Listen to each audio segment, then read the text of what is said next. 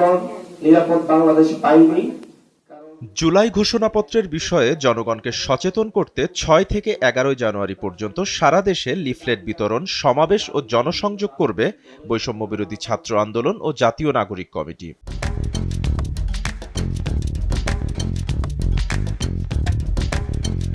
চৌঠা জানুয়ারি রাজধানীর বাংলা মোটরের কেন্দ্রীয় কার্যালয়ে আয়োজিত এক সংবাদ সম্মেলনে এই ঘোষণা দেন বৈষম্যবিরোধী ছাত্র আন্দোলনের আহ্বায়ক হাসনাত আব্দুল্লাহ। এ সময় হাসনাত বলেন, আমরা মানুষের কাছে ছুটে যেতে চাই। দেশের সব শিক্ষা প্রতিষ্ঠানে পেশাজীবী মানুষের মাঝে গণসংযোগ চালাবো। বৈষম্যবিরোধী ছাত্র আন্দোলন ও জাতীয় নাগরিক কমিটি যৌথভাবে এ কাজটি করবে বলেও জানান তিনি। এই কর্মসূচিতে আমরা দেশব্যাপী জনসংযোগ কর্মসূচি বা মানুষের কাছে যাওয়া বা আমরা কর্মসূচি ঘোষণা করছি, যেখানে আমরা মানুষের কাছে লিফলেট বিতরণ করব, আমরা সমাবেশ করব এবং বিভিন্ন মাত্রার জনসংযোগ করব।